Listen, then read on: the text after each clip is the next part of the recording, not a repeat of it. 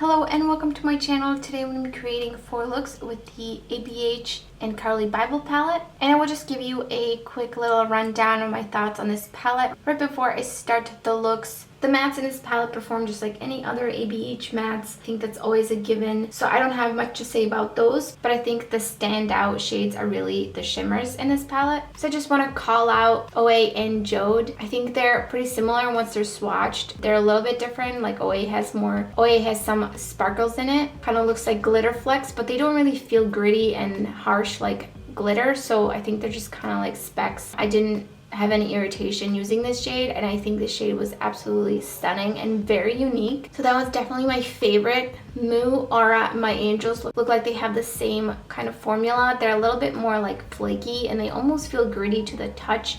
I don't know how to explain it. They're still very smooth, but they just have a little bit different of a feel to them than the other metallics like Libra, Boli, and Mandala. I did have some trouble picking them up with the brush though. I had to dig in just a little bit. I think they're best applied with a finger. Mandala is exactly what I thought it was going to be, and it's just the typical purple blue shifting shade that's very transparent. I feel like this is a very popular shade nowadays, and I feel like it's getting stuck into every palette possible. While it looks really stunning, it's also very sheer, and to me that's just not enough. I'm used to some really beautiful pigmented full-on opaque duochromes, so this just doesn't do it for me. And I'm not really the type of person to just like put one eyeshadow all over my eyelid and call it a day, so I'm probably not gonna get much use out of this shade. But all the other shimmers and the mattes are really beautiful and I love them. I love the tones in this palette. And so those are my summed up thoughts on this palette. Now let's get into the looks.